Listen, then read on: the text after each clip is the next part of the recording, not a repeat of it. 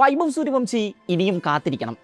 അയർലൻഡിനെതിരെ T20 പരമ്പര അടിയറ വെച്ചതിന് ശേഷം റിയാൻ ടെൻഡോഷറ്റിൻ്റെ പ്രതികരണം ഇതായിരുന്നു. 2 മത്സരങ്ങളടങ്ങിയ പരമ്പരയിൽ വൈറ്റ് വാഷ് അടങ്ങുമ്പോൾ ഇന്ത്യയുടെ T20 ലോകകപ്പ് ഹീറോ സഞ്ജു സാംസന്റെ ആകെ സമ്പാദ്യം 5 റൺസാണ്. ആ 5ഉം പറന്നത് ആദ്യ മത്സരത്തിലാണ് എന്നോർക്കണം. രണ്ടാം T20യിൽ സഞ്ജു ഗോൾഡൻ ഡക്കായാണ് മടങ്ങിയത്. ആദ്യ മത്സരത്തിൽ അർദ്ധ സെഞ്ചുറി കുറിച്ച അഭിഷേക് ശർമ്മയാകട്ടെ രണ്ടാം മത്സരത്തിൽ സമ്പൂജനായി വീണു. Again A golden duck. Calendar വർഷം 9 ഗോൾഡൻ ഡക്കുകൾ അഭിഷേക് തന്റെ പേരിൽ ഇതിനോടകം എഴുതി ചേർത്ത് കഴിഞ്ഞു. 2024 T20 ലോകകപ്പ് മുതൽ കഴിഞ്ഞ T20 ലോകകപ്പ് വരെയുള്ള കാലയളവിൽ സൂര്യകുമാർ യാദവിന് കീഴിൽ ഇറങ്ങിയ ഇന്ത്യ ഒരൊറ്റ പരമ്പര പോലും തോറ്റിരുന്നില്ല. ലോക ക്രിക്കറ്റിലെ വൻമരങ്ങളെയൊക്കെ കടപുടക്കിയുള്ള പടയോട്ടമായിരുന്നു അത്.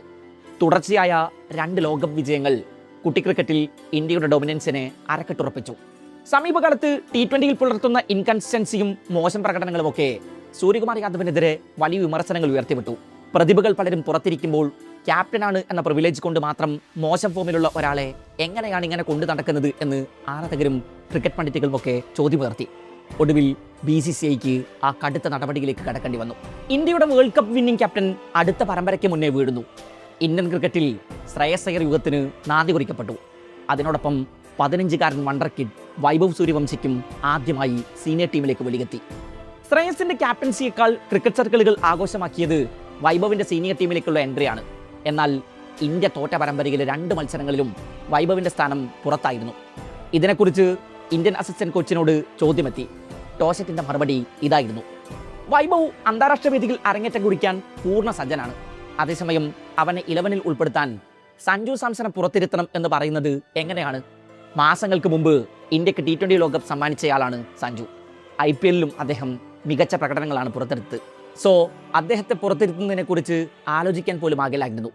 വൈഭവ് കളിക്കുന്നത് കാണാനുള്ള കാത്തിരിപ്പിലാണ് എല്ലാവരും എന്നറിയാം. എന്നാൽ മറ്റ് കളിക്കാരെ പോലെ തന്നെ നീണ്ട പ്രോസസ്സുകളിലൂടെയൊക്കെ വൈഭവും കടന്നു പോകണം, കാത്തിരിക്കണം, ടോഷറ്റ് പറഞ്ഞു.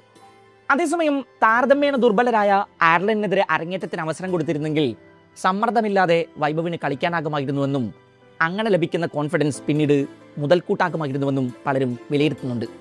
ആദ്യ മത്സരത്തിൽ തന്നെ വൈഭവിനെ ഇറക്കാമായിരുന്നു. എന്നാൽ അവിടെ പരാജയമേറ്റു വാങ്ങിയതോടെ രണ്ടാം മത്സരത്തിൽ പരീക്ഷണത്തിന് മാനേജ്മെന്റ് മുതിർന്നില്ല. സുനിൽ ഗവാസ്കറിന്റെ വാദം 2 മത്സരങ്ങളിലും വൈഭവിനെ കളിപ്പിക്കണമായിരുന്നു എന്നാണ്. 11-ൽ ഒരാളെ ഉൾപ്പെടുത്തുന്നതിന്റെ പ്രധാന മാനദണ്ഡം ഫോം ആയിരിക്കണം, ഹൈറാർക്കി ആകരുത്. അയർലൻഡിനെതിരെ 2 മത്സരങ്ങളിലും വൈഭവിനെ കളിപ്പിക്കണമായിരുന്നു. ഒരു മത്സരത്തിൽ സഞ്ജുവിനും മറ്റൊരു മത്സരത്തിൽ അഭിഷേകിനുമൊപ്പം അവനെ ഓപ്പൺ ചെയ്യിപ്പിക്കാമായിരുന്നു. എന്നാൽ ഇവിടെ അത് സംഭവിച്ചില്ല. അവൻ കളി ജയിപ്പിക്കുമെന്നൊന്നും ഞാൻ ഉറപ്പിച്ച് പറയുന്നില്ല.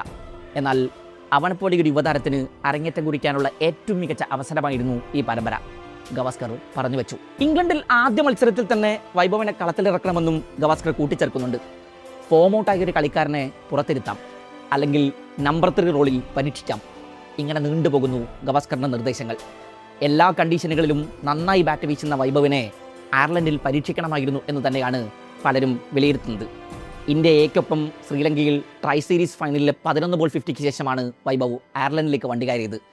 നിങ്ങളൊരു മികച്ച 11 ഒരുക്കുന്നുണ്ടെങ്കിൽ ഉറപ്പായും വൈഭവിൻ്റെ പേര് അതിലുണ്ടാകണമായിരുന്നു എന്നാണ് മുഹമ്മദ് കൈഫ് കഴിഞ്ഞ ദിവസം പ്രതികരിച്ചത്. മനോജ് തിവാരിക്കും ഇതേ അഭിപ്രായമാണുള്ളത്. ഇന്ത്യൻ ടോപ്പ് ഓർഡർ മോശം ഫോം തുടർന്നാൽ ഉറപ്പായും മാനേജ്മെന്റ് വൈഭവിൻ്റെ അരങ്ങേറ്റത്തെക്കുറിച്ച് അനധിവിദൂര ഭാവിയിൽ തന്നെ ആലോചിക്കും എന്നാണ് വിലയിരുത്തപ്പെടുന്നത്. T20 ലോക ചാമ്പ്യന്മാർ തങ്ങളെക്കാൾ ഏറെ ദുർബലരായ അയർലൻഡിനോട് വൈറ്റ് വാഷ് അടങ്ങിയത് ആരാധകരെ സംബന്ധിച്ച് ഷോക്കിംഗ് ആയിരുന്നു. ഈ കാലയളവിനിടയ്ക്ക് ഇന്ത്യ ലോക ക്രിക്കറ്റിലെ പവർ ഹൗസുകളായ രാജ്യങ്ങളോട് പോലും പരമ്പര തോൽവികൾ വഴങ്ങിയിട്ടില്ലെന്നോർക്കണം.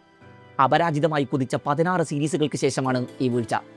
ഐറിഷ് ആരാധകർക്ക് ക്രിക്കറ്റ് മൈതാനങ്ങളിൽ ഓർമ്മിക്കാൻ വളരെ കുറച്ച് അവിസ്മരണീയ മുഹൂർത്തങ്ങളാണ് ഉള്ളത്.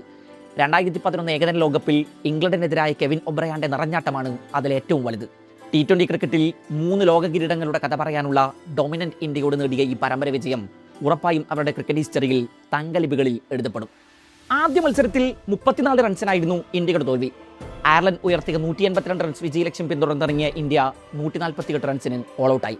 അഭിഷേക് ശർമ്മയാണ് അന്ന് ആകെ ഇന്ത്യക്കായി പൊരുതിയത്. രണ്ടാം T20യിൽ വെറും 1 റൺസിനായിരുന്നു ലോക ചാമ്പ്യന്മാരുടെ പരാജയം.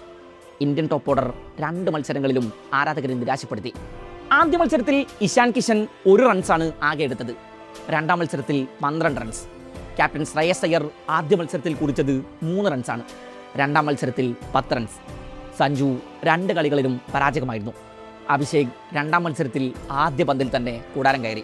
ഇന്ത്യൻ കണ്ടീഷനിൽ കളിക്കുമ്പോൾ മിന്നും ഫോമിലാകുന്ന താരങ്ങൾ മറ്റു കണ്ടീഷനുകളിൽ കളിക്കുമ്പോൾ അതിനോട് അഡാപ്റ്റ് ആകാൻ പരുവപ്പെടണം എന്നായിരുന്നു മത്സരശേഷം ഇന്ത്യൻ അസിസ്റ്റന്റ് കോച്ചിന്റെ പ്രതികരണം. ഇന്ത്യൻ സംഘത്തിന്റെ ഈ അഗ്രസീവ് അപ്രോച്ച് എല്ലാ കണ്ടീഷനുകളിലും വർക്കാകില്ല എന്നാണ് ക്രിക്കറ്റ് പണ്ഡിറ്റുകൾ വിലയിരുത്തുന്നത്. സിറ്റുവേഷൻ റീഡ് ചെയ്ത് കരുതലോടെ തുടങ്ങേണ്ട സമയങ്ങളുണ്ട്. അവിടെ ചിലപ്പോൾ ഈ കടന്നാക്രമണം ഫലം കണ്ടുകൊള്ളണമെന്നില്ല. സ്വിങ്ങും ബൗൺസും ഒക്കെ മനോഹരമായി യൂസ് ചെയ്ത ഐറിഷ് ബോളർമാർ ഇന്ത്യയുടെ പേരുകെട്ട ബാറ്റിംഗ് നിരയെ അരിഞ്ഞിട്ടു എന്ന് വേണം പറയാൻ. കണ്ടീഷനെ കൃത്യമായി അവർ ഉപയോഗപ്പെടുത്തി. എന്നാൽ അവിടെയും അമിതാത്മവിശ്വാസത്തോടെ ഓൾ ഔട്ട് അറ്റാക്കിന് മുതിർന്ന ഇന്ത്യൻ ബാറ്റിംഗ് നിര ഐറിഷ് ബോളർമാരുടെ കെണിക്ക് തലവെച്ച് കൊടുത്തു. മാത്യു ഹൊളാർഡ്, ജയ്മൂന്ദ്ര, മാത്യു ഹംഫ്രീസ് ഈ മൂവർ സംഘമാണ് 2 മത്സരങ്ങളിലും ഇന്ത്യൻ ബാറ്റിംഗ് നിരയുടെ നട്ടലൊടിച്ചത്. ഇംഗ്ലീഷ് സീരീസിന് മുമ്പുള്ള വാമപ്പ് സീരീസ് പോലെയാണ് ഇന്ത്യ അയർലൻഡിനെതിരായ പരമ്പരയെ കണ്ടതെന്നും അവർ അമിതാത്മവിശ്വാസത്തിൻ്റെ അറ്റത്തായിരുന്നുവെന്നും ക്രിക്കറ്റ് പണ്ഡിറ്റുകൾ പലരും വിലയിരുത്തി. സോ ശ്രേയസ് അയ്യർക്ക് ക്യാപ്റ്റൻസി ക്യാപ്പിൽ അത്ര നല്ല തുടക്കമല്ല ലഭിച്ചിരിക്കുന്നത്. ഇംഗ്ലണ്ടിനെതിരെയാണ് അടുത്ത പരമ്പര. വീഴ്ചകളിൽ നിന്ന് തിരിച്ചു വരാൻ സമയമുണ്ട്. വൈഭവിന് തൻ്റെ അരങ്ങേറ്റത്തിനായി ഇനിയും കാത്തിരിക്കേണ്ടി വരുമോ, അതോ മാനേജ്മെൻറ്റ് തീരുമാനങ്ങൾ പുനഃപരിശോധിക്കുമോ? കാത്തിരുന്നു കാണാം.